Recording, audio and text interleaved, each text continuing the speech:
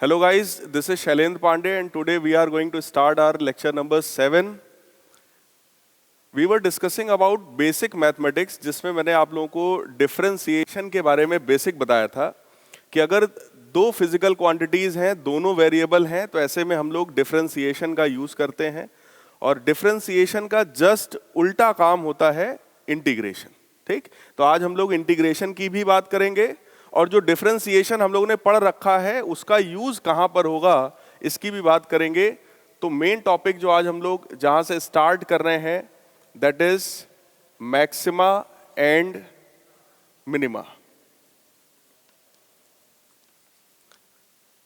Differentiation जो होता है आपका, इस डिफरेंशिएशन से फिजिक्स में भी हम लोग बहुत सारा इसका एप्लीकेशन कर सकते हैं। जैसे आपने देखा होगा फिजिक्स के पेपर में ग्राफ पर बेस्ड क्वेश्चन अक्सर आते हैं। किसी भी ग्राफ में बेटा जनरली हम लोग दो चीज की बात करते हैं। अगर कोई ग्राफ ऐसा दिया है, ये एक्स एक्सिस है, ये वाई एक्सिस है, तो किसी भी ग्राफ में आप दो चीज की बात कर सकते हैं। अगर एक जनरल ऐसा ग्राफ है, सबसे पहला होता है उसका स्लोप। किसी भी ग्राफ में सबसे पहली चीज क्या है? उसका slope. Slope is related with differentiation. मैंने आपको बताया था किसी भी ग्राफ का जो स्लोप होता है, स्लोप का मतलब था delta Y upon delta X, और वही डेल्टा एक्स जब छोटा हो जाता है तो उसी को आप रिप्रेजेंट करते हैं D Y over D X से। या फिर इस ग्राफ में दूसरी चीज जो हम लोग निकाल सकते हैं वो है एरिया अंडर द ग्राफ। इस ग्राफ के नीचे का एरिया, जैसे मान लीजिए यहां से लेकर यहां तक की अगर बात किया जा रहा है तो आप इसके नीचे का ये जो एरिया है पूरा, इस पूरे एरिया को भी आप कैलकुलेट कर सकते हैं। तो किसी भी ग्राफ का अगर एनालिसिस करना है तो दो चीज आनी जरूरी है। सबसे पहला क्या है? उसका स्लोप यानी डिफरेंशिएशन, जिसकी बात हम लोग कर रहे हैं। दूसरी चीज है एरिया अंडर द ग्राफ, जिसको हमेशा हम लोग किससे रिप्रेजेंट करते हैं? इंटीग्रेशन से। एरिया का मतलब हो गया integration of Y with respect to DX. तो इंटीग्रेशन भी मैं आपको आज की ही क्लास में पढ़ाऊंगा, लेकिन इससे पहले हम लोग जो डिफरेंशिएशन को पढ़ चुके हैं उसके एप्लीकेशन को देखते हैं। एक एप्लीकेशन डिफरेंशिएशन का जो बड़ा इंपॉर्टेंट है वो है मैक्सिमा एंड मिनिमा।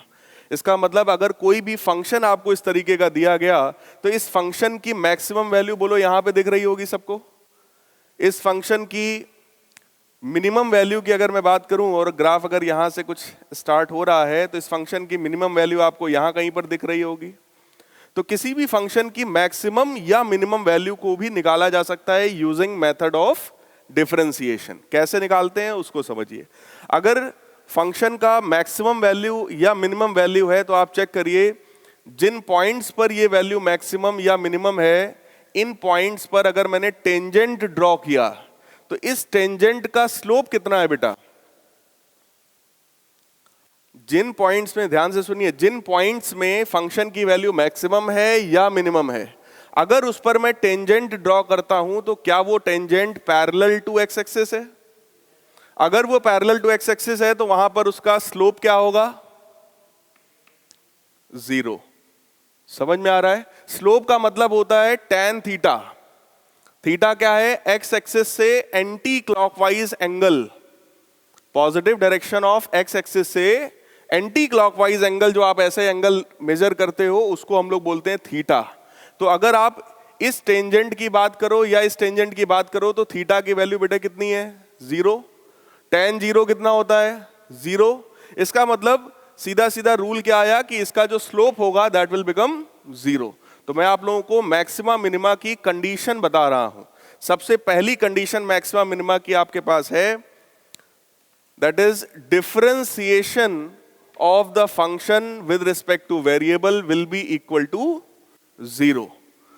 ठीक, अगर फंक्शन किसी भी पॉइंट पर मैक्सिमम या मिनिमम है तो उस पॉइंट पर फंक्शन का डिफरेंशिएशन हमेशा 0 के बराबर होगा। दूसरी बात यह आई, इस इक्वेशन को सॉल्व करके आप क्रिटिकल वैल्यूज निकालेंगे। You will find out critical values. In critical values का मतलब है कि इस पर फंक्शन मैक्सिमम भी हो सकता है और मिनिमम भी हो सकता है, लेकिन अभी मैं कंफर्म नहीं हूं। क्रिटिकल पॉइंट का मतलब मैक्सिमम भी हो सकता है, मिनिमम भी हो सकता है, लेकिन अभी मैं कंफर्म नहीं हूं कि मैक्सिमम है या मिनिमम है। तो अब हम लोग स्पेसिफिक बात करेंगे, जैसे मान लीजिए अगर हमें मैक्सिमा की बात करनी है, यानी कि मैक्सिमम वैल्यू की अगर हमें बात करनी है, तो आप एक बार फिर से इसका डिफरेंशिएशन निकालते हैं। तो वो डिफरेंशिएशन होता है double derivative d2y by dx2। ठीक, अगर इस डबल डेरिवेटिव की value at particular critical point, for example आपने जब dy by dx equal to 0 किया तो आपको दो क्रिटिकल वैल्यूज मिल गई। पहली वैल्यू है मान लो x1 और दूसरी वैल्यू है x2। आपने डबल डेरिवेटिव निकाला, इस डबल डेरिवेटिव की वैल्यू अगर मैं x1 पर निकालूं, ठीक, और अगर वो निगेटिव आ जाए, इसका मतलब है उस पॉइंट पर फंक्शन की वैल्यू मैक्सिमम होगी। क्या मैंने बताया? फर्स्ट डेरिवेटिव, पहला डिफरेंशिएशन 0 के बराबर, दूसरा डिफरेंशिएशन जब आप निकालिए तो इन क्रिटिकल पॉइंट्स पर वैल्यू निकालो। ठीक, ये एक्सप्रेशन लिखने के बाद आप x की जगह क्या रखो? x1। x1 रखने पर अगर निगेटिव आ जाए, इसका मतलब वो फंक्शन की मैक्सिमम वैल्यू है। क्लियर? और अगर यही काम करने पर इफ d2y बाई dx2, अगर ये डिफरेंशिएशन जो हमने निकाला किसी भी वैल्यू पर, चाहे x1 पर चाहे x2 पर, अगर ये ग्रेटर देन 0 हुआ, पॉजिटिव आ गया, तो इसका मतलब वहां पर फंक्शन की वैल्यू कैसी है? मिनिमम है। कोई डाउट किसी को? ठीक है। वैसे ये जो डबल डेरिवेटिव वाला जो रूल है, इसके पीछे भी लॉजिक है। पहला वाले रूल का लॉजिक आपको समझ में आ गया कि टेंजेंट जो ड्रॉ करोगे, इस टेंजेंट का स्लोप 0 ही होगा मैक्सिमम या मिनिमम पर। ठीक, डबल डेरिवेटिव का मतलब यह है कि मैक्सिमम वैल्यू के आगे जब बढ़ते हो तो चेक करो जो स्लोप होगा that slope will be negative. Maximum value के आगे जो स्लोप होगा वो कैसा होगा? निगेटिव। लेकिन मैक्सिमम वैल्यू के पीछे देखोगे तो स्लोप कैसा था? पॉजिटिव। बोलो यार, इसके केस में जो एंगल है बोलो वो ऐसा है, एक्यूट एंगल, और इसके केस में जो एंगल होगा that will be obtuse angle. tan theta में थीटा अगर एक्यूट है तो वैल्यू पॉजिटिव होती है, लेकिन अगर ऑब्ट्यूज है मतलब 90 डिग्री से बड़ा है अगर वैल्यू, तो वो बात समझ में आ गई। क्लियर? तो उस तरीके से आप यहां पे कैलकुलेट करते हो। तो ये जो मैंने डबल डेरिवेटिव को निगेटिव किया, इसके पीछे का रीजन है, मैं आगे आप लोगों को बताऊंगा, या मैथमेटिक्स में आप लोग पढ़ेंगे। इंक्रीजिंग और डिक्रीजिंग फंक्शन का एक कॉन्सेप्ट होता है मैथमेटिक्स में, शायद आप लोगों ने पढ़ा होगा, नहीं पढ़ा होगा तो आपको पढ़ाया जाएगा। ठीक है, इसको लिख लीजिए जल्दी से। इस पर बेस्ड आपको मैं क्वेश्चन कराता हूं जल्दी से। फिजिक्स में इसका रोल यार रहता है जगह जगह पर। हटा दूं? देखो, बहुत सिंपल सा एक क्वेश्चन आपके सामने रख रहा हूं। उस फंक्शन की हमको मैक्सिमम या मिनिमम वैल्यू निकालनी है। तो क्वेश्चन है आपके सामने, y बराबर sine x plus cos x। आपसे कहा जा रहा है find maximum value of this function. इस फंक्शन की मैक्सिमम वैल्यू बताइए। बोलो, मैक्सिमम वैल्यू अगर निकालनी है तो सबसे पहला काम क्या होता है? इसका फर्स्ट डेरिवेटिव जो होगा that should be equal to 0। So we will put here dy by dx should be equal to 0। इसका डिफरेंशिएशन करिए बेटा। साइन का डिफरेंशिएशन cos x, cos का differentiation minus sine x equal to 0। It means sine x is equal to cos x। It means tan x equal to 1। इसका मतलब x की वैल्यू कितनी आ गई हमारे पास? 45 डिग्री। tan 45 1 होता है। ठीक, ये जो वैल्यू है ये क्रिटिकल वैल्यू है। इस वैल्यू पर फंक्शन मैक्सिमम भी हो सकता है और मिनिमम भी हो सकता है। ठीक, अगर हमसे सीधे सीधे क्वेश्चन कहा गया कि नहीं मैक्सिमम वैल्यू ही निकालो, तो आप सीधे ये वैल्यू उठा करके इसमें रख दीजिए, आपको फंक्शन की मैक्सिमम वैल्यू मिल जाएगी। लेकिन अगर आप वेरीफाई करना चाहते हैं जो मैंने पढ़ाया था, तो उसका मतलब क्या हुआ? आप इसका डबल डेरिवेटिव निकालो। अगर आप इसका डबल डेरिवेटिव निकालते हो, इसका मतलब आप इस वाले एक्सप्रेशन को फिर से क्या करने वाले हो? डिफरेंशिएट। ठीक, cos x का differentiation minus sine x minus sine x का डिफरेंशिएशन कॉस एक्स। अब मैंने क्या कहा था, इस डबल डेरिवेटिव की वैल्यू किस पर निकालनी होती है, क्रिटिकल पॉइंट पर। तो ये क्रिटिकल पॉइंट है, so you will substitute x is equal to pi by 4। जैसे ही आप सब्स्टिट्यूट करोगे, चेक करो वैल्यू कितनी आ जाएगी, माइनस कॉमन कर लीजिए, sine x plus cos x, तो साइन 45 कितना होता है 1/√2 plus cos 45 that is again 1/√2। तो बोलो ये जो वैल्यू आएगी, क्या ये वैल्यू लेस देन 0 है? पक्का है? निगेटिव होने का मतलब x बराबर π/4 पर फंक्शन कैसा होगा, मैक्सिमम होगा। क्लियर? अगर मैं आपसे कहूं कि नहीं मुझे फंक्शन की मैक्सिमम वैल्यू बता दो, what is the maximum value of y, so you will substitute x is equal to π/4 in this function. Clear एकदम? तो बस सिंपल बेटा रखोगे 1/√2 प्लस 1/√2 2/√2, 2/√2 का मतलब √2।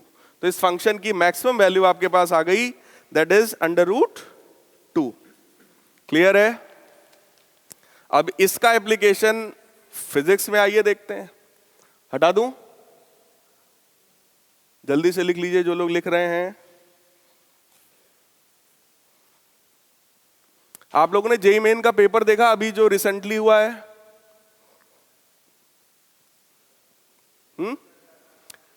न्यूमेरिकल टफ था? कितने लोगों ने पेपर दिया है? आपने दिया? कैसा था पेपर?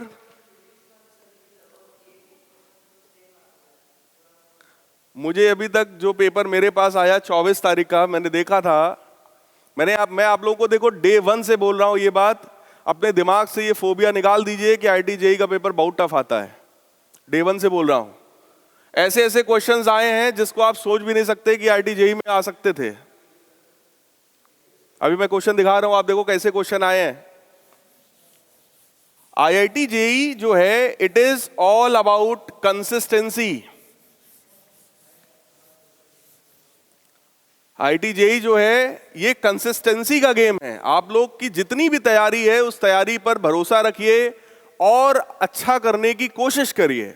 जितना और ज्यादा आप अच्छा कर सकते हैं, आपका रिजल्ट 100% इंप्रूव होगा। लेकिन ये अगर आपने दिमाग में कहीं ना कहीं सेट कर लिया है कि मेरा इस बार तो हो ही नहीं सकता, अब तो मेरा इधर तो हो ही नहीं पाएगा, आईआईटी जेईई तो मिल ही नहीं पाएगा, तब अगर पहले से ही एटीट्यूड निगेटिव है तब तो कुछ नहीं हो सकता।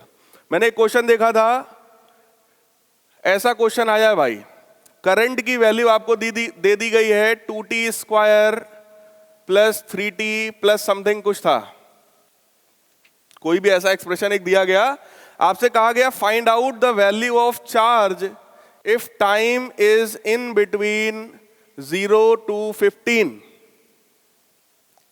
कैसे करोगे? करंट जो होता है, आप सबको बहुत अच्छे से पता है कि current is defined as rate of flow of charge. So I is equal to dq/dt। dq/dt की वैल्यू ये गिवन है, क्या करना है, इसको उधर भेजो और दोनों तरफ इंटीग्रेट करो, सीधे आंसर। बात समझ में आई? तो ऐसे भी क्वेश्चंस बेटे आ जाते हैं, तो आप लोग बिल्कुल भी परेशान मत होइए, बिल्कुल डिमोरलाइज होने की जरूरत नहीं है। जब ऊपर वाला चाहता है कि आपका सिलेक्शन हो जाए तो बाई चांस ऐसे क्वेश्चंस भी मिल जाते हैं। तो मैंने क्या कहा था, जब पेपर लगे, जब क्वेश्चन लगे कि इजी है, तुरंत और सीरियस हो जाइए।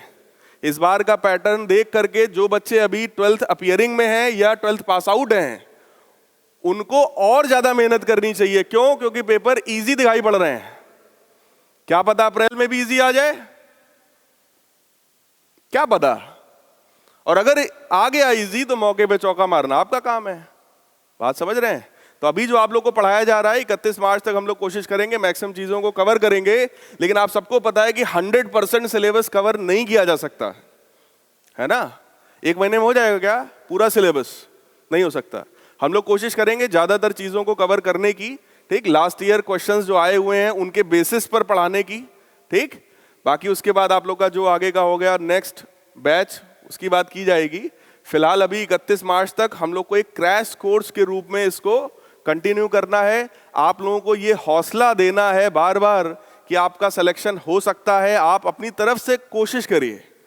यहाँ कोचिंग करने का मतलब या ऑनलाइन लेक्चर देखने का मतलब ये नहीं है कि जो पढ़ा रहे हैं यही आएगा या एग्जैक्टली एक महीने में हम पूरा सिलेबस करा देंगे। देखो बेटा, ईमानदारी से कोई नहीं करा सकता, ठीक, लेकिन हम लोग मैक्सिमम उन चीजों को कवर कर लेंगे जिससे आपके मार्क्स काफी अच्छे आ जाएं।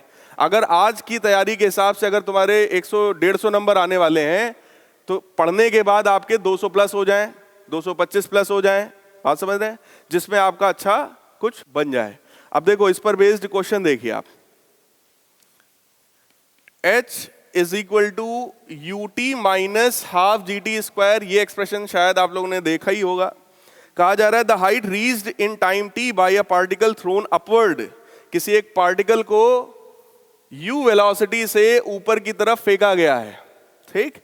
कह रहे हैं कि जो हाइट कवर करता है t टाइम में, उसका फॉर्मूला गिवन है, find the time taken in reaching maximum height, maximum height तक जाने में कितना टाइम लगेगा, ये क्वेश्चन है।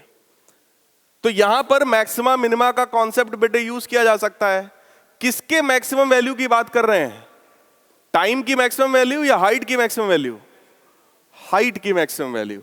अगर हाइट की वैल्यू मैक्सिमम है तो बोलो dH/dt क्या होना चाहिए? If height is maximum at some time, then its first derivative, first differentiation should be 0। जैसे ही 0 करोगे चेक करो आंसर आ गया। बोलो u बाहर निकालो, t का डिफरेंशिएशन t के रिस्पेक्ट में 1 माइनस हाफ g बाहर आया t² का 2t इक्वल टू 0, ये भी कैंसिल हुआ, u is equal to gt। तो बोलो टाइम की वैल्यू कितनी आ गई? क्लियर है? तो मैक्सिमम मिनिमा के ये यूजेस हो सकते हैं। एक क्वेश्चन और आपसे को मैं पूछ रहा हूं, आपसे हटा दिया जाए, लिख लिया?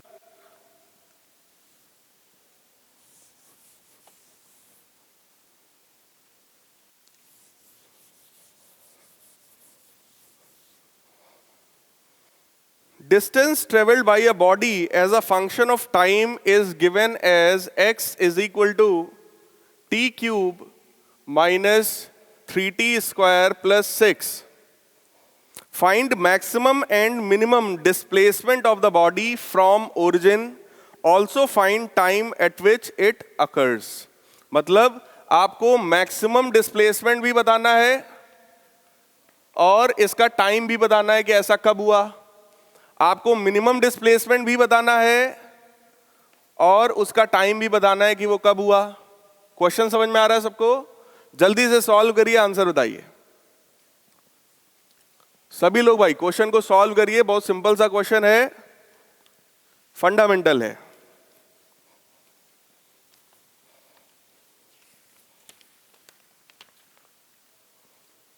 अगर x मैक्सिमम है या मिनिमम है तो dx/dt क्या होगा? 0। डिफरेंशिएशन बताइए इसका क्या आएगा? 3t² minus 6t, it should be 0। So we have t, 3t common कर लें अगर हम लोग तो ये बन जाएगा t minus 2 equal to 0। It means time की कितनी वैल्यूज आ गई हमारे पास? 2 वैल्यूज, एक t बराबर 0 और दूसरा t बराबर 2। क्लियर? इन दोनों क्रिटिकल पॉइंट्स पर we will find out the value of double derivative. जब आप इसको फिर से डिफरेंशिएट करोगे तो बोलो भाई वैल्यू कितनी आएगी? 6t minus 6। अगर यही वैल्यू बेटा 0 पे निकाली जाएगी, d2x/dt2, यही वैल्यू अगर मैं 0 पर निकाल रहा हूं, t इज इक्वल टू 0 पर अगर निकालेंगे तो ये वैल्यू कितनी आएगी? -6। लेकिन इसी वैल्यू को अगर मैं t इज इक्वल टू 2 पर निकालूंगा तो 12 - 6 यानी कि 12 - 6 यानी कि 6 विच इज ग्रेटर देन 0। इसका मतलब t बराबर 0 पर फंक्शन का मैक्सिमम वैल्यू है, और t इज इक्वल टू 2 पर फंक्शन की मिनिमम वैल्यू है। करेक्ट? तो अपने को वो टाइम मिल चुका है जब फंक्शन की वैल्यू मैक्सिमम है और जब फंक्शन की वैल्यू मिनिमम है। सिमिलरली बेटा x की वैल्यूज भी बता दो। अगर आप x इक्वल टू 0 रखोगे तो बोलो x की वैल्यू क्या आएगी? 6। t इज इक्वल टू 0 रखने पर x की वैल्यू क्या आएगी? 6। That is maximum value of displacement. और जब आप उसकी वैल्यू 2 रखेंगे यहां पर, तो 2 का क्यूब यानी कि 8 माइनस 3 इंटू 4 यानी कि 12 यानी कि -4 प्लस 6 यानी कि 2। तो that 2 is minimum displacement. Any doubt? Simple है। ठीक, ये मैक्सिमम मिनिमा का कॉन्सेप्ट है।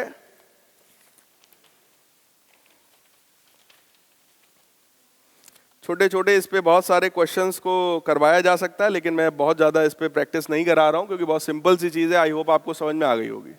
क्लियर? अब आते हैं अगला जो हमारा प्रोसेस है, जो बेसिक मैथ्स हमें पता होनी चाहिए, वो है इंटीग्रेशन।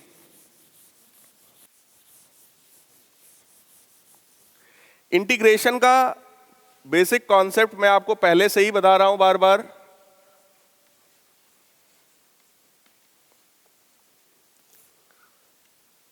जब आप किसी एक पूरी बॉडी को एक साथ एनालाइज नहीं कर पाते हो तो आप उसमें एक छोटा सा पार्ट कंसीडर करते हो, और उसी पार्ट के बेसिस पर जब हमें पूरे बॉडी के लिए बात करनी होती है तो हम वहां पर इंटीग्रेशन का कॉन्सेप्ट यूज करते हैं। ब्लड टेस्ट की बात मैंने आपसे किया था। ब्लड टेस्ट कराने के लिए आप छोटा सा ब्लड का सैंपल देते हैं, थोड़ा सा ब्लड देते हैं, तो वो प्रोसेस क्या है? डिफरेंशिएशन है। उस छोटे से ब्लड के सैंपल के बेसिस पर पूरे बॉडी के ब्लड के बारे में रिपोर्ट तैयार करना क्या है? इंटीग्रेशन।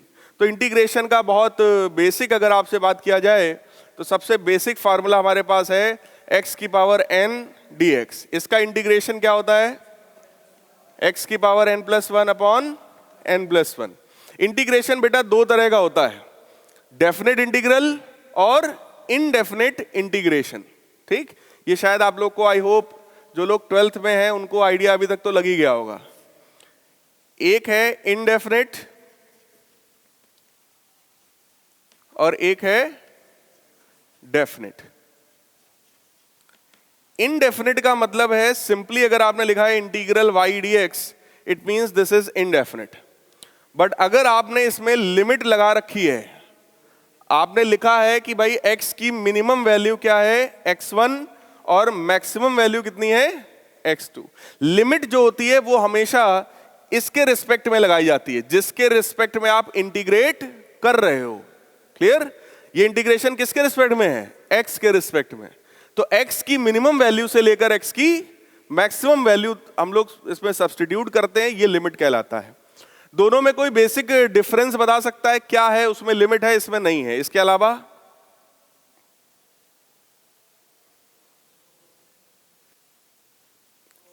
इसमें प्लस सी लिखा जाता है, उसमें प्लस सी नहीं लिखा जाता। क्यों ऐसा?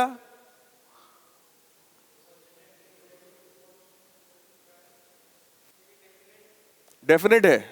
हाँ तो क्यों? देखो मेरा क्वेश्चन है, इनडेफिनेट में प्लस सी हमेशा लिखते हैं, सबको पता है, सबको रटा है, लेकिन क्यों?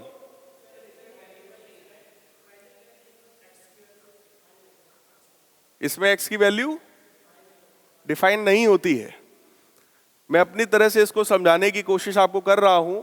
इंटीग्रेशन का एक मतलब और होता है, मैंने आपसे कहा था, एरिया अंडर द ग्राफ या कर्व।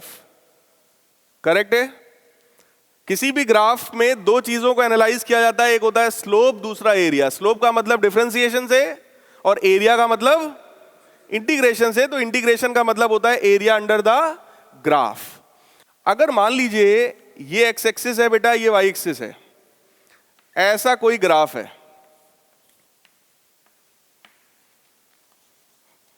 ऐसा, यहां पर आपने लिमिट्स दे रखी हैं कि x1 से लेकर x2 तक। तो बोलो ग्राफ के नीचे का ये जो एरिया है, ये एरिया बोलो डेफिनेट है। इस एरिया की एक फाइनाइट वैल्यू होगी। बोलो यार, सही है? लेकिन यहां पर जो है, यहां पर आपने कोई लिमिट नहीं दिया है, तो इसकी कोई भी फाइनाइट वैल्यू नहीं होती है। भाई ये ग्राफ है, अगर मुझे नहीं पता कि ये ग्राफ कहां से कहां तक है, तो बोलो इसको मैं थोड़ा और आगे भी बढ़ा सकता हूं और थोड़ा पीछे भी बढ़ा सकता हूं। बोलो भाई, तो इसके नीचे का जो एरिया है, आप इतना एरिया भी ले सकते हो। बोलो, ये भी इसके नीचे का एरिया है। इधर वाला ले लो और पूरा, तो वो भी नीचे का ही है। इधर वाला ले लो तो वो भी नीचे का ही है।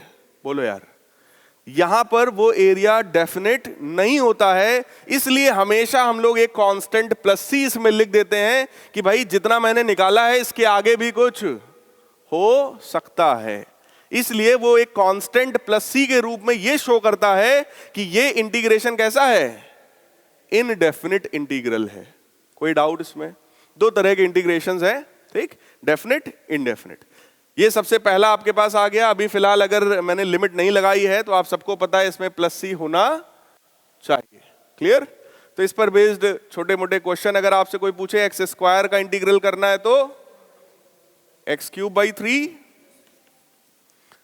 ऐसे ही एक्स की पावर अगर -7/2 है तो एक्स की पावर, करेक्ट है? Any doubt in this? ठीक, कुछ और बेसिक फॉर्मूले हैं जो आपको पता होने चाहिए, उनकी भी मैं बात कर ले रहा हूं भाई आपसे। अगर यहां पे सीधे सीधे n की जगह 0 रख दिया जाएगा बेटा, तो ये बनेगा इंटीग्रल dx।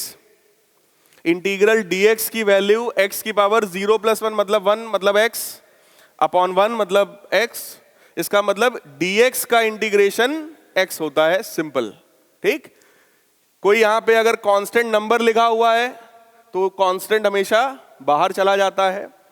कुछ और बेसिक फॉर्मूले आपको पता होने चाहिए, जैसे 1/x का इंटीग्रल अगर कहीं पर भी जरूरत पड़ जाए, फिजिक्स में पड़ती है जगह जगह पर इसकी जरूरत, तो ये वैल्यू कितनी होती है, ln x। ln मतलब natural log of x। Natural log का मतलब बेस में e, एक्सपोनेंट। तो कैलकुलस में हम लोग हमेशा e बेस में लेकर के चलते हैं।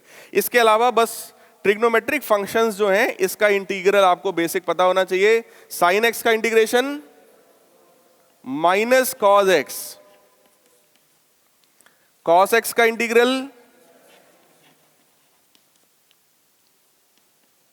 साइन x, ऐसे ही tan x का इंटीग्रल, ये हटा दूं,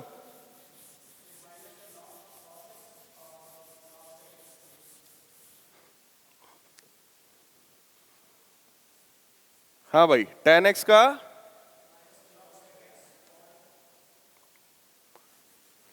log of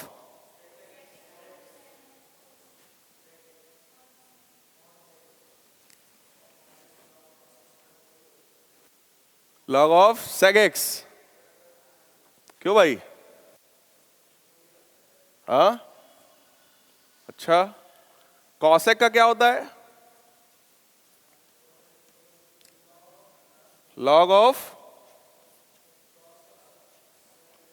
cosec x minus cot x। sec का log of sec x plus tan x। फिलहाल मैं क्योंकि आपसे बात फिजिक्स की कर रहा हूं, तो फिजिक्स में इन सब की बहुत ज्यादा मुझे जरूरत नहीं है।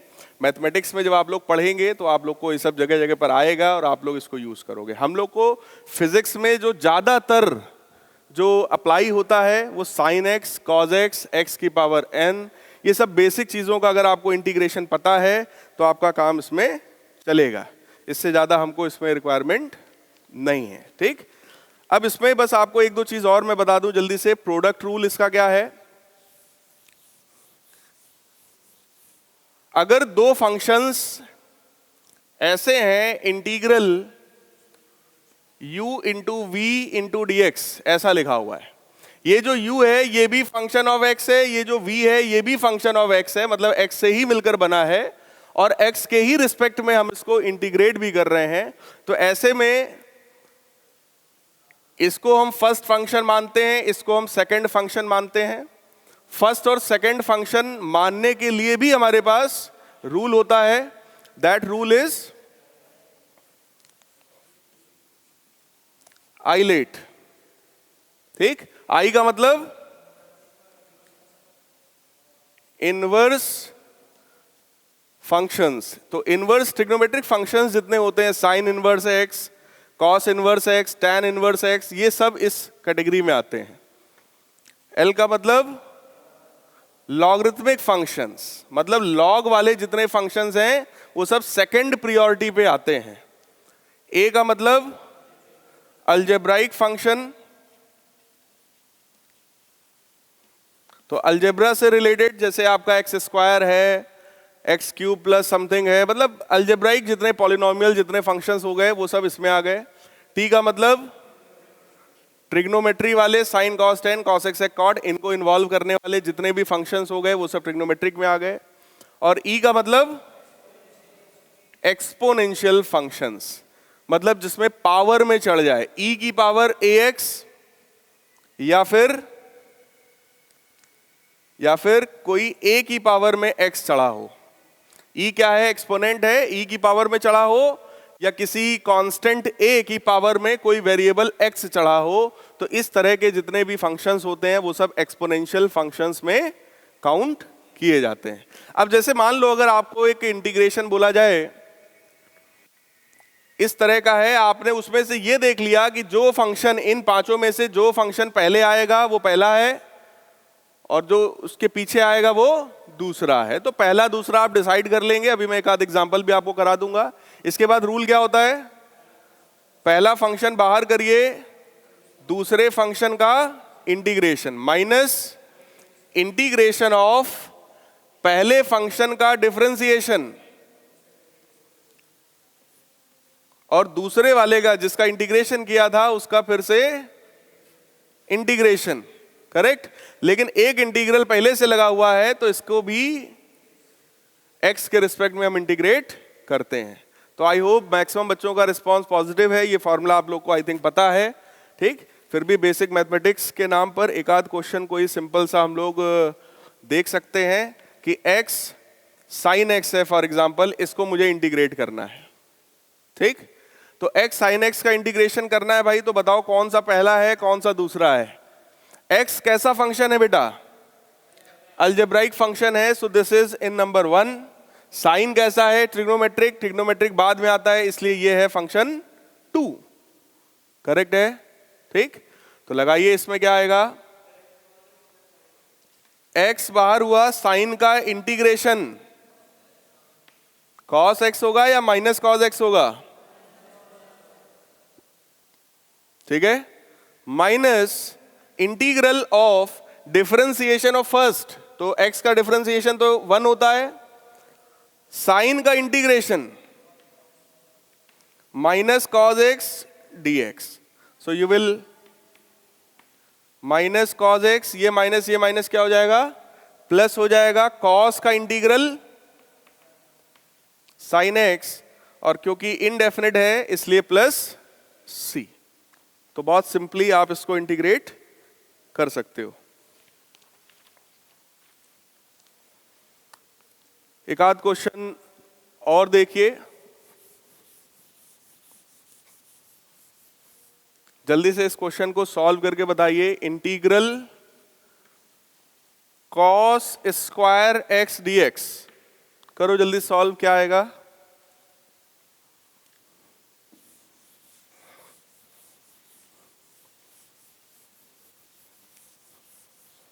cos स्क्वायर x का इंटीग्रेशन जल्दी से करिए सब लोग।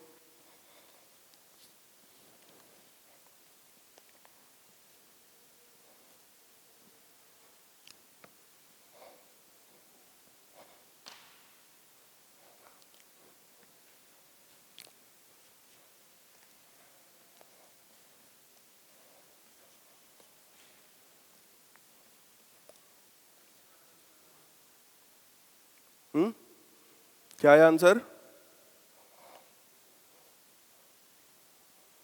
देखो मैंने आप लोगों को जो फॉर्मूले बताए वो साइन एक्स का इंटीग्रेशन मैंने बताया, कॉज एक्स का इंटीग्रेशन बताया, लेकिन साइन स्क्वायर या कॉज स्क्वायर का नहीं बताया। तो ऐसे में जो बेसिक मैथमेटिक्स है वही काम में आता है। ट्रिग्नोमेट्री में ये फॉर्मूला आप लोगों ने पढ़ा होगा, cos 2x जो होता है that is 2 cos square x minus 1, तो यहां से हम लोग cos स्क्वायर एक्स की वैल्यू निकाल सकते हैं। कितना आ जाएगा? 1 प्लस cos 2x बाई 2। इसको सब्स्टिट्यूट करो और जल्दी से इंटीग्रेट करो, बताओ मुझे आंसर क्या आ रहा है। x plus sign 2x by 2 by 4 है। थोड़ा सा कुछ गड़बड़ है भाई। 1 plus cos 2x by 2 dx, बहुत सिंपल सी चीज है। इंटीग्रेट करिए, 1 बाई 2 तो बाहर ही कर दीजिए, 1 का यानी कि इंटीग्रेशन x। अब आया cos 2x का इंटीग्रेशन क्या होगा? तो पहले cos का इंटीग्रल करिए साइन, और फिर 2x का फिर से आप डिफरेंशिएशन करो और उसको कहां ले जाओगे? करेक्ट है। देखो इसमें एक रूल चलता है, जैसे वहां पे चेन रूल चल रहा था, बिल्कुल उसी तरीके का यहां पर भी रूल है। डिफरेंशिएशन में जिसको मल्टीप्लाई करते थे, इंटीग्रेशन में उसी को डिवाइड करते हैं। जैसे अगर आपके पास सिंपली लिखा हुआ है इंटीग्रेशन साइन 2x, तो साइन x का तो इंटीग्रेशन क्या होता है? माइनस कॉस, तो वो तो हो गया। अब चेन रूल के अकॉर्डिंग इस 2x को भी हम लोग डिफरेंशिएट करते थे। 2x का डिफरेंशिएशन कितना आता था? 2। डिफरेंशिएशन में उसी 2 को मल्टीप्लाई किया जाता था। बोलो भाई, इंटीग्रेशन में उसी 2 को डिवाइड करेंगे। तो ये आपका आंसर आ जाएगा cos 2x by 2 plus c।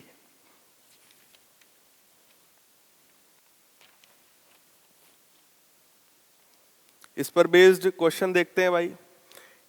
सिर्फ इतना जो मैंने पढ़ाया है, बहुत बहुत नॉमिनल सा मैथमेटिक्स है ये, बहुत सिंपल डिफरेंशिएशन इंटीग्रेशन। इसी पर बेस्ड क्वेश्चन अभी आया था जिसकी मैं बात कर रहा था कि करंट का एक्सप्रेशन दिया है, आपसे कह रहे हैं चार्ज की वैल्यू बताइए 0 से 15 सेकंड में। वो वाला क्वेश्चन समझ में आ गया था, उसमें कुछ था ही नहीं, बहुत सिंपल था। तो कुछ क्वेश्चन वेरी इजी वाले क्वेश्चंस भी आते हैं, उनको भी अगर आप गलत कर दें तो फिर बेकार है। जैसे एक क्वेश्चन आपको यहां पे दिया गया, momentum of a particle changes with time as dp by dt is equal to 10 plus 2t। Linear momentum है किसी ऑब्जेक्ट का जो कि टाइम के साथ चेंज हो रहा है। आपसे कह रहे हैं if momentum is 0 at t is equal to 0, t is equal to 0 पर मोमेंटम की वैल्यू क्या है? 0 है। What will be the momentum at t is equal to 10 second. आपसे कह रहे हैं मोमेंटम की value t is equal to 10 second में क्या होगा? सॉल्व करो भाई जल्दी से। करेक्ट है आपका, जल्दी सॉल्व करिए, आंसर बताइए। ठीक है,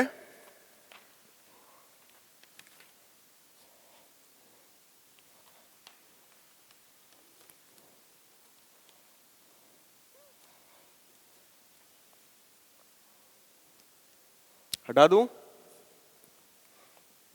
इसको सॉल्व कर लेंगे ना, 200 आएगा। कितने लोगों का आ गया 200?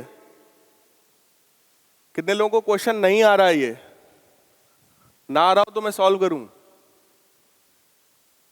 कर दें? dp बाई dt बेटा लिखा हुआ है, तो we can find out p which will be integration of 10 plus 2t dt। ठीक, इंटीग्रल जब आप करोगे तो कितना आएगा? 10t plus 2t square by 2 plus c। बोलो, लीनियर मोमेंटम की वैल्यू आ गई 10t plus t square plus c। इसी c की वैल्यू निकालने के लिए क्वेश्चन में हमको गिवन है कि t बराबर 0 पर p बराबर, अरे वो गलती नहीं है। t बराबर 0 और p बराबर 0 अगर आप रख रहे हो तो c बराबर भी क्या आ जाएगा? 0 आ जाएगा, है ना? तो वो c भी चला गया, कुल मिला के बस ये बचा, t की वैल्यू 10 रख दो। 100 + 100 200, ठीक है। इस तरह के क्वेश्चन गलती से भी गलत नहीं होने चाहिए। मैंने क्या कहा, जब बहुत सिंपल हो तो और ध्यान से करो।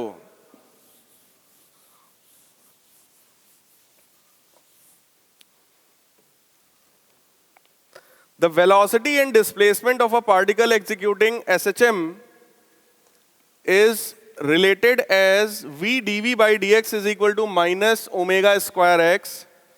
At x is equal to 0, velocity is v naught. Find velocity when displacement becomes x. Question है कि अगर कोई पार्टिकल एसएचएम कर रहा होता है, सबने नाम सुना होगा सिंपल हार्मोनिक मोशन। अगर कोई ऑब्जेक्ट सिंपल हार्मोनिक मोशन में है तो उसके लिए v dv by dx जो होता है, ये जो चीज लिखी किसी को पता है ये क्या है?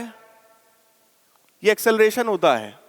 अभी अगले चैप्टर में बताऊंगा, अगर नहीं पता है तो। ये एक्सेलरेशन होता है, तो एक्सेलरेशन की value minus omega square x होती ही है। वैसे ना भी देते तो भी पता है ये चीज, यही होता है सिंपल हार्मोनिक मोशन में, यही फार्मूला होता है। लेकिन आपके आसानी के लिए ये मानते हुए कि अभी आपको कुछ नहीं पता है, क्योंकि हम बेसिक मैथमेटिक्स पढ़ा रहे हैं, एकदम सिंपल पहला चैप्टर पढ़ा रहे हैं, तो आपको ये दे दिया गया। ठीक, आपसे कहा गया कि अगर x बराबर 0 पर देखा जाए, जिसको मीन पोजीशन बोलते हैं, तो वहां पर वेलोसिटी मैक्सिमम होती है जिसकी वैल्यू v नॉट है। तो आपसे कह रहे हैं कि किसी x डिस्प्लेसमेंट पर वेलोसिटी कितनी होगी, ये क्वेश्चन है। जल्दी से सॉल्व करिए। किसी x डिस्प्लेसमेंट पर वेलोसिटी कितनी होगी, ये हमारा क्वेश्चन है।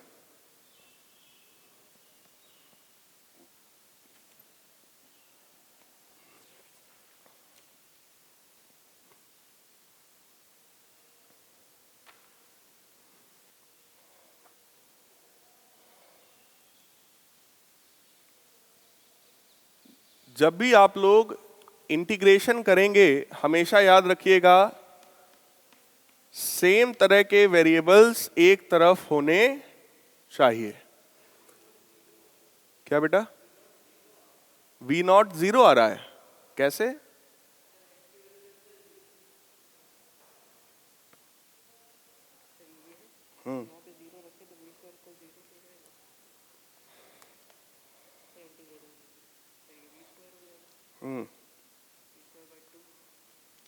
प्लस कांस्टेंट कहाँ गया भाई? अरे यार वही वाली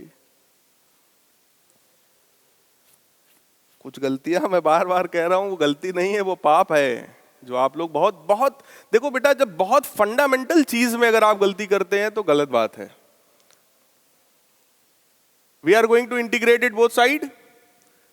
देखो v का इंटीग्रेशन क्या होगा? v square by 2। इसी क्वेश्चन को या तो आप ऐसा करो, इसका इंटीग्रल प्लस c, ठीक, या फिर इसी को डेफिनिट इंटीग्रेशन में कन्वर्ट किया जाए। कैसे?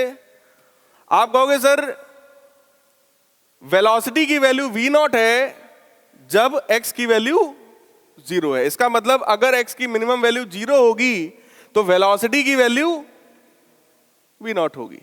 सही है? आपसे कह रहा है कि जब डिस्प्लेसमेंट x होगा तब वेलोसिटी बताओ। तो डिस्प्लेसमेंट कहां तक ले जाना है? x तक। वेलोसिटी को कुछ मान लो v है, इसी v की वैल्यू निकालनी है अपने को। बोलो यार। तो ये जब लिमिट लगाओगे आप लोग तो लिमिट हो जाएगी from v not to v बराबर माइनस का ओमेगा स्क्वायर बाहर निकालो, x का integration x square by 2 from 0 to x। So we can write here v square by 2। देखो ध्यान से, जब लिमिट लगी होती है तो क्या करते हैं? पहले अपर लिमिट लगाते हैं। तो अपर लिमिट मैंने रख दी, माइनस लोअर लिमिट रखो यहां पर। तो लोअर लिमिट रखेंगे तो क्या आएगा? बात समझ में आ रही है? ये लिमिट वाला कॉन्सेप्ट सबको पता है। जो 11th वाले बच्चे हैं वो बहुत ध्यान से देख लें, 12th वालों को आता होगा। माइनस ओमेगा स्क्वायर बाहर, ये वाला 2 नीचे, एक्स स्क्वायर, इसमें भी लिमिट लगाओ, कितना आ जाएगा? अपर लिमिट लगाया x square minus lower limit लगाया तो 0 का स्क्वायर। आ गई वैल्यू। ये 2 जो है ये पूरा 2 आप कैंसिल कर दीजिए। v स्क्वायर बराबर v नॉट स्क्वायर इसको इधर भेज दिया मैंने, minus omega square X square, तो v की वैल्यू कितनी आ गई, under root V not square. बस, किसी को कोई डाउट इसमें? क्लियर एकदम? ठीक, चलिए। तो बेसिक डिफरेंशिएशन, बेसिक इंटीग्रेशन में इतनी ही चीजें थी। अब हम लोग थोड़ा सा और आगे बढ़ रहे हैं। एक कॉन्सेप्ट आप लोग को कभी कभार उसकी जरूरत हम लोग को पड़ जाती है, पार्शियल फ्रैक्शन। एक कॉन्सेप्ट पता होना चाहिए। कितने लोगों को आता है पार्शियल फ्रैक्शन?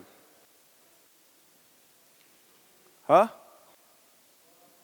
जैसे बेटा कहीं पे लिखा है अगर 1/x-2 x-3, और इसको मुझे अलग अलग करना है। इसको कुछ इस तरीके से करना है कि a/x-2 हो जाए और b/x-3 हो जाए, तो a और b की वैल्यूज पता होनी चाहिए।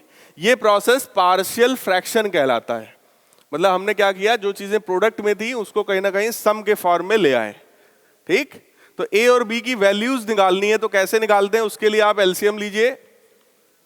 a times x-3 plus b times x-2, यहां पर सिर्फ 1 बचेगा, नीचे वाला एलसीएम दोनों तरफ से कैंसिल आउट हो जाएगा।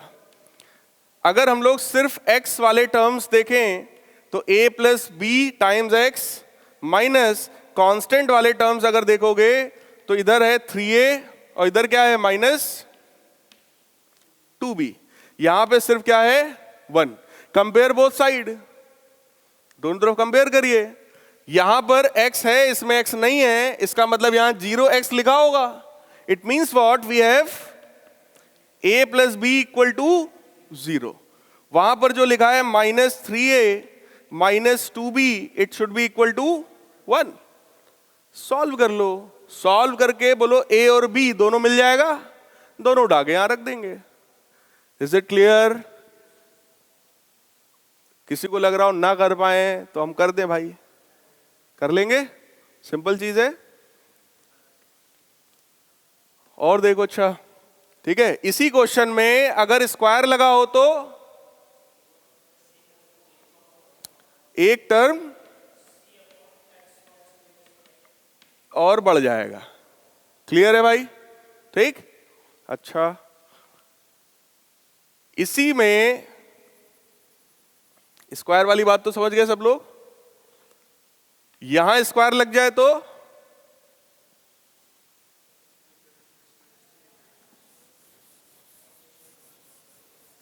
अब क्या होगा, x -√3 x + √3। ठीक है, उसको भी कर सकते हैं हम। अच्छा, ऐसा लिखा हो तो अब x + 3i x - 3i, complex में नहीं जाना है। कॉम्प्लेक्स नंबर में हम इसको कन्वर्ट नहीं करेंगे, उतना खतरनाक नहीं बनाएंगे। मेरे कहने का मतलब था, अगर एक टर्म लीनियर है तो लीनियर टर्म के लिए a/x-2 होता है, लेकिन अगर नीचे वाला टर्म क्वाड्रेटिक है तो उसके लिए आप ऊपर क्या लिखते हो, कोई लीनियर टर्म लिखते हो, bx + c अपॉन। बात समझ में आ रही है? ठीक, कर पाएंगे अभी आगे इसको सॉल्व? करिए जल्दी से, एक क्वेश्चन करिए जल्दी से।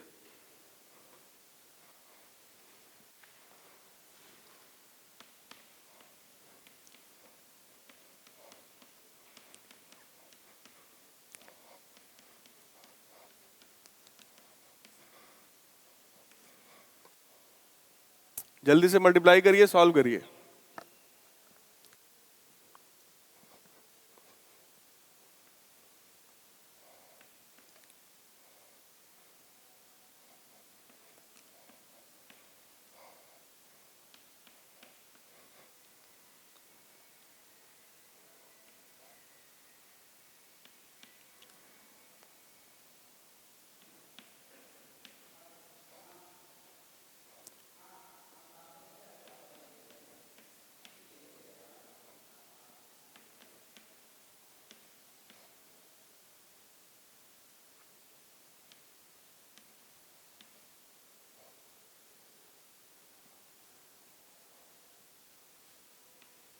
चेक करिए कुछ ऐसा आया है क्या?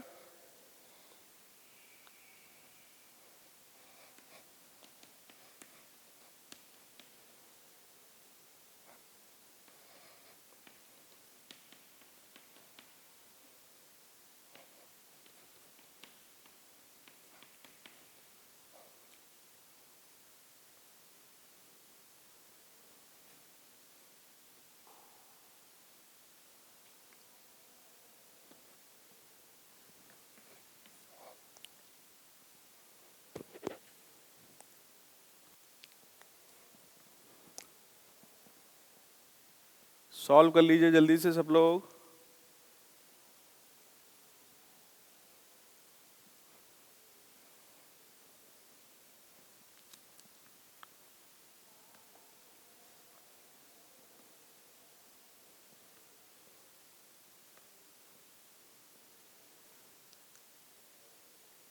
समझ आ गया इसका कॉन्सेप्ट? सबको क्लियर है?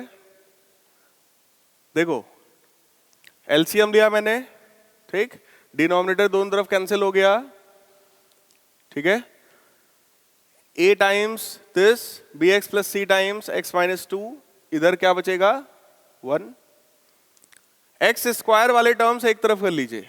एक्स स्क्वायर का पहला टर्म क्या है a, और एक्स स्क्वायर के साथ पहला टर्म अगला टर्म क्या आएगा b, तो a प्लस बी अलग हो गया, ठीक है। मैंने एक स्टेप डायरेक्ट लिख दिया है, अदरवाइज आप इसको इसमें मल्टीप्लाई करिए और फिर आप छांट लीजिए, इस तरीके से आ जाएगा। एक्स स्क्वायर वाले टर्म्स इधर कर दीजिए, एक्स वाले टर्म्स इधर कर दीजिए और कांस्टेंट टर्म्स इधर कर दीजिए, दोनों तरफ कंपेयर कर दो। एक्स स्क्वायर इधर है लेकिन इधर नहीं है, इसका मतलब a प्लस बी बराबर 0। इधर x है इधर नहीं है, इसका मतलब माइनस 2b प्लस सी बराबर 0। उधर कांस्टेंट में है 3a माइनस 2c और इधर कांस्टेंट में है 1, so that is equal to 1. Now we have 3 equations as well as 3 unknowns. क्या हम लोग इन तीनों को सॉल्व करके a, b और c की वैल्यू निकाल सकते हैं बेटा? पक्का एकदम? इसी क्वेश्चन में यहां स्क्वायर हो जाए तो प्लस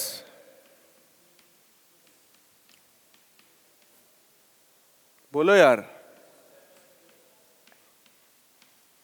तो फिर वो और इंक्रीज होता चला जाएगा। क्लियर है?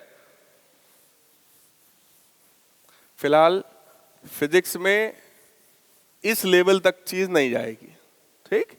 फिजिक्स में बेसिक की रिक्वायरमेंट है, बेसिक आई होप आप लोग इतना समझ गए, ठीक है। अगला जो टॉपिक हम लोग को स्टार्ट करना, अभी अपने पास थोड़ा समय है तो हम लोग अगले टॉपिक को स्टार्ट कर रहे हैं। नेक्स्ट टॉपिक इज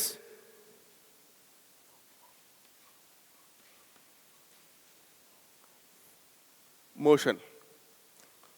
मोशन का मतलब है जब कोई ऑब्जेक्ट टाइम के साथ अपनी पोजीशन को चेंज करता है तो हम लोग कहते हैं कि वो ऑब्जेक्ट मोशन में है। क्लियर? मोशन में भी सबसे पहले जो आपको पढ़ना है that is motion in one dimension, that is motion in straight line. फिर मोशन इन टू डायमेंशन जिसमें हम लोग सर्कुलर मोशन पढ़ते हैं, प्रोजेक्टाइल मोशन पढ़ते हैं, उसकी बात करेंगे, ठीक। उसके बाद आपका 3D मोशन में देखा जाएगा तो रोटेशनल मोशन आ जाता है पूरा का पूरा, उसकी भी बात आगे हम लोग करेंगे एक एक करके, ठीक है। और तीसरे टाइप का मोशन आपके पास आता है वाइब्रेशनल मोशन, जिसको आप हार्मोनिक मोशन के नाम से पढ़ते हैं, सिंपल हार्मोनिक मोशन में। क्लियर? तो 3 तरह के मोशंस आपको पढ़ने हैं। बहुत बेसिक चीजों से मैं स्टार्ट कर रहा हूं। सबसे पहली बात है भाई डिस्टेंस और डिस्प्लेसमेंट, ये 2 टर्म्स हैं। डिस्टेंस का मतलब होता है total path length covered between 2 points, 2 points के बीच में जो टोटल पाथ लेंथ होता है। फॉर एग्जांपल ये आपकी कोचिंग है, ये आपका घर है। घर से कोचिंग आना है या कोचिंग से घर जाना है तो इसके कई सारे रास्ते हो सकते हैं। एक रास्ता है कि आप सीधे कोचिंग से निकले, कोचिंग की छत पे जाएं, शक्तिमान बने, सीधे घर पे लैंड किया, that is the first method, आप लोग कर सकते हैं। दूसरा, कोचिंग से चले गए बढ़िया, कानपुर में जेड स्क्वायर है, आराम से जेड स्क्वायर मॉल में घूमे, और फिर जाकर के घर पहुंचे, ये भी कुछ बच्चे करते हैं। कोचिंग से निकले, बढ़िया यहां कहीं पे पिज्जा खाया, for example Domino's, then move on to home. बहुत सारे तरीके हो सकते हैं, बहुत सारे रास्ते हो सकते हैं यहां से वहां जाने के।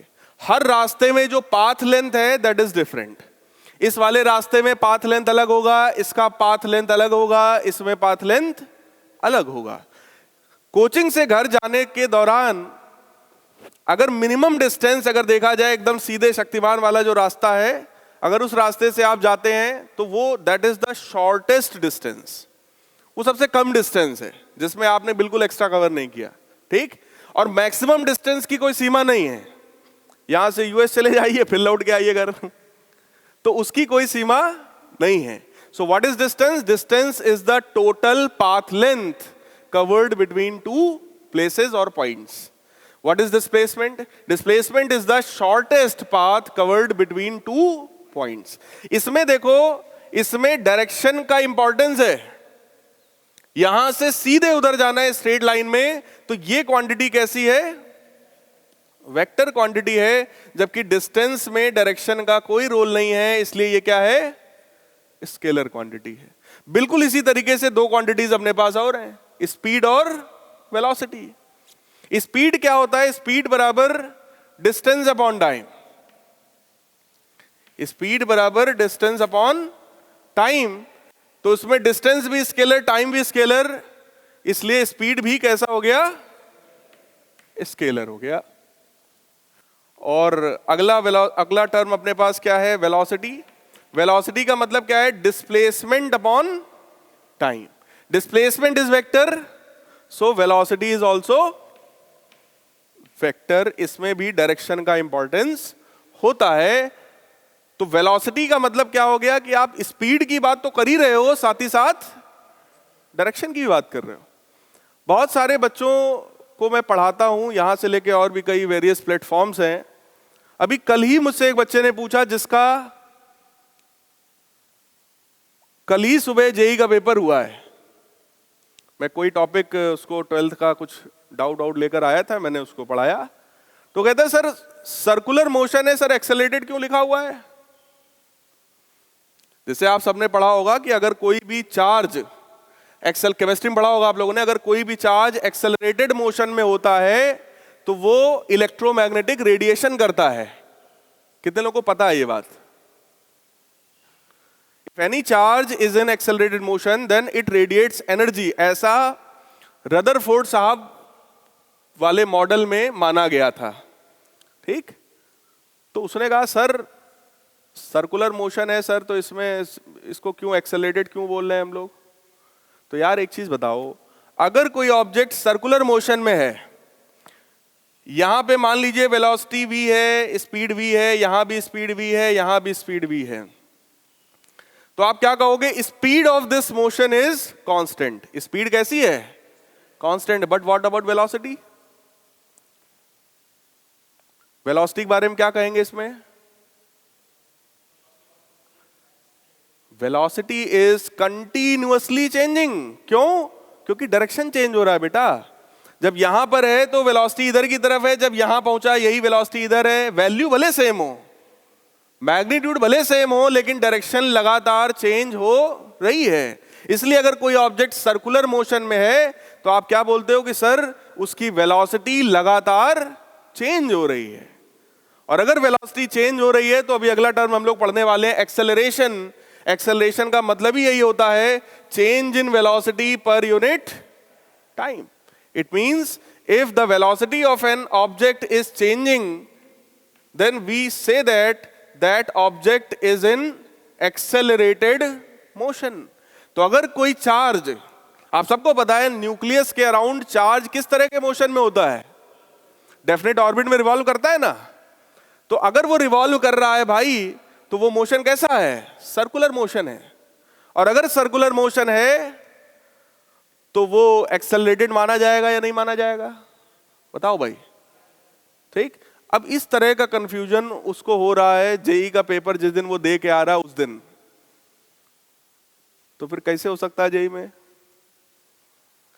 फंडामेंटल तो क्लियर होने चाहिए, इसलिए मैं बहुत जीरो लेवल से बात कर रहा हूं। मुझे पता है मेजॉरिटी ऑफ स्टूडेंट यहाँ पे 12th क्लास में अपियरिंग है या पास आउट भी हैं, फिर भी मैं बहुत जीरो लेवल से बात कर रहा हूं आपसे, एक एक चीज को बताते हुए कि फंडामेंटल आप एकदम क्लियर कर लीजिएगा, क्योंकि आईआईटी जेईई का जो पेपर है वो फंडामेंटल्स का ही पेपर है ना। तो एक्सेलरेशन के बारे में मैंने आपको बताया, एक्सेलरेशन जो है that is change in velocity per unit time. अब देखो यार, इसी में मोशन के अगर हम लोग टाइप्स की बात करें, मैं एक चार्ट के थ्रू तुम्हें पूरा का पूरा मोशन समझाने की कोशिश कर रहा हूं।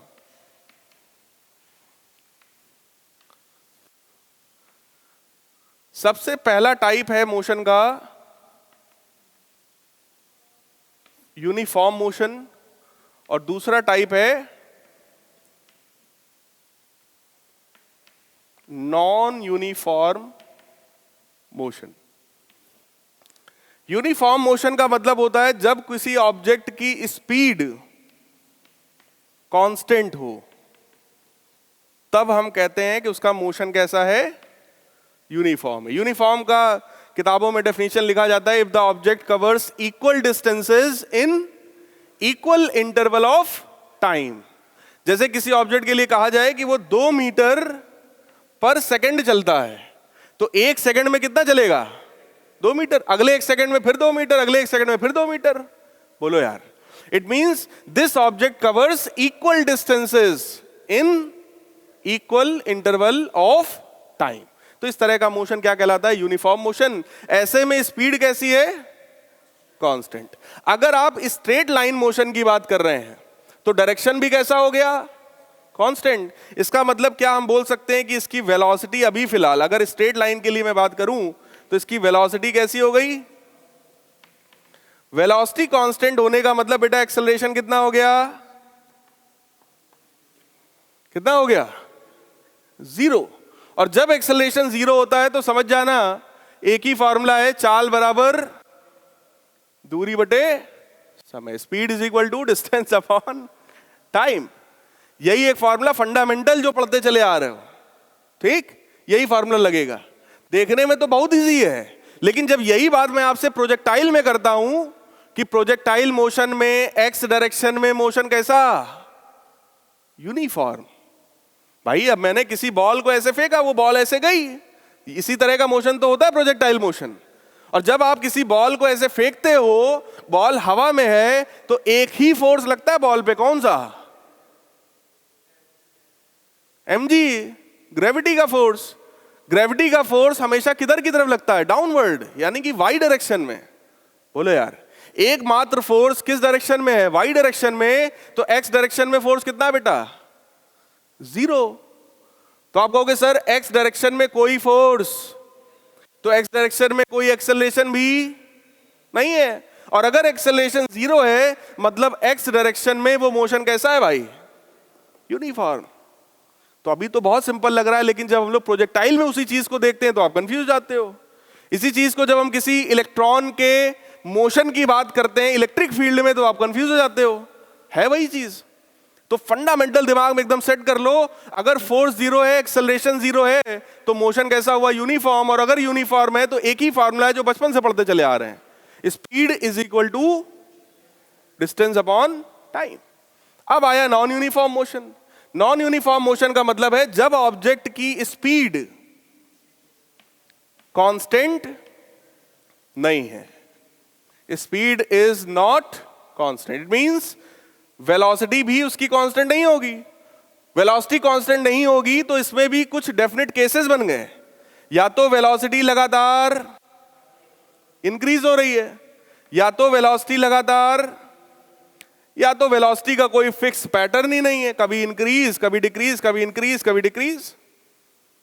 बोलो यार, अगर वेलोसिटी लगातार इंक्रीज हो रही है तो चेंज इन वेलोसिटी कैसा होगा, पॉजिटिव। चेंज इन वेलोसिटी का मतलब होता है फाइनल वेलोसिटी माइनस। और अगर वेलोसिटी बढ़ रही है, पहले 2 थी अब 8 हो गई, तो चेंज कितने का हुआ भाई, 6 का। तो इसका मतलब change in velocity will be positive. और अगर चेंज पॉजिटिव है तो मैंने आपको अभी बताया कि एक्सेलरेशन का मतलब ही होता है delta v by delta t। Check करो, टाइम इंटरवल कभी भी निगेटिव किसी के लिए नहीं होता। सिर्फ निगेटिव कौन हो सकता था? या तो ये, बस यही बचा, डेल्टा v, जो कि अगर वेलोसिटी बढ़ रही है तो डेल्टा v बेटा पॉजिटिव होगा, इसका मतलब एक्सेलरेशन उसका पॉजिटिव होगा, पक्की बात है। और अगर वेलोसिटी डिक्रीज हो रही है, इसका मतलब change in velocity will be, पहले 8 थी वेलोसिटी, घटते घटते 2 हो गई, तो चेंज कितने का हुआ? 2 - 8 - 6, करेक्ट। इट मींस इस तरह का जो एक्सेलरेशन होता है दैट इज नेगेटिव। क्लियर है? अब आया कि कोई पैटर्न ही नहीं है, कभी बढ़ जाती है वेलोसिटी, कभी घट जाती है, इसका मतलब एक्सेलरेशन इज वेरिएबल। एक्सेलरेशन कैसा है इसका? वेरिएबल है, उसका कुछ फिक्स पैटर्न ही नहीं है। क्लियर है? कोई डाउट? ठीक। ये जो 2 केसेस हैं जिसमें वेलोसिटी लगातार बढ़ रही हो, लगातार घट रही हो, अगर इसके बढ़ने और घटने का रेट फिक्स है तो आप कहते हो कि सर इसका जो एक्सेलरेशन है दैट इज कांस्टेंट। एक्सेलरेशन कैसा होगा उसका? कांस्टेंट। और अगर एक्सेलरेशन कांस्टेंट होता है किसी भी मोशन में, तो हमारे पास स्ट्रेट लाइन मोशन में, तो हमारे पास कौन से फॉर्मूले हैं? हाँ, equation of motions. Equation of motion कब अप्लाई होती है? जब एक्सेलरेशन कांस्टेंट हो। So v is equal to U plus A T, S is equal to U T plus half A T square, V square बराबर U square plus 2as। और एक चौथी equation और बनाई जाती है, distance travelled in nth second, that is u plus half a 2n - 1। तो मैंने मोशन इन स्ट्रेट लाइन, पूरे मोशन इन स्ट्रेट लाइन को समराइज कर दिया है। अगर मोशन हो रहा हो तो बहुत ध्यान से देखो, अगर स्पीड कांस्टेंट है, वेलोसिटी कांस्टेंट है, मतलब मोशन कैसा? यूनिफॉर्म। एक्सेलरेशन कैसा? 0। और फॉर्मूला एक ही है, स्पीड बराबर डिस्टेंस अपॉन टाइम। लेकिन अगर स्पीड वेरिएबल है, वेलोसिटी वेरिएबल है, कुछ ना कुछ एक्सेलरेशन है, तो वो मोशन नॉन यूनिफॉर्म यानी कि एक्सेलरेटेड मोशन कहलाता है। क्लियर है?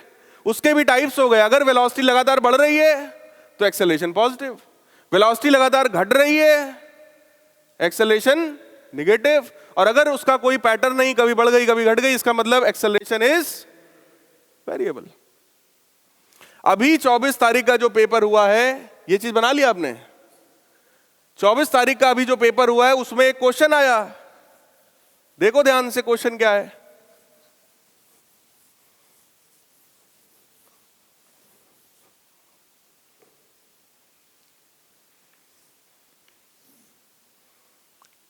ग्राफ पर बेस्ड एक क्वेश्चन आया, वेलोसिटी टाइम ग्राफ था। मैं एग्जैक्टली 1 मिनट क्वेश्चन में निकाल ले रहा हूं। उसमें यह था, 1 मिनट, मैं एग्जैक्ट क्वेश्चन ही निकाल दे रहा हूं।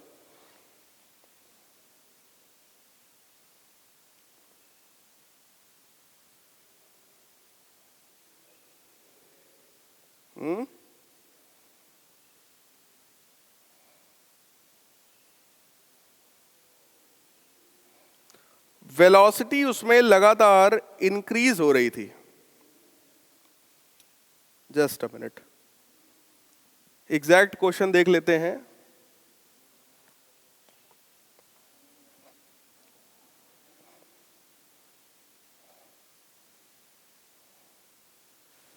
हाँ भाई, ये क्वेश्चन है, ऐसा ग्राफ दिया गया। ये graph velocity versus time graph था। ठीक, आपसे कहा गया, 4 ऑप्शंस दिए गए, कहा गया इनमें से एक्सेलरेशन वर्सेस टाइम ग्राफ कौन सा होगा। ठीक है, मैं 4 ग्राफ बना रहा हूं, आप लोग को आंसर बताना है। ये एक्सेलरेशन और टाइम का ग्राफ है भाई।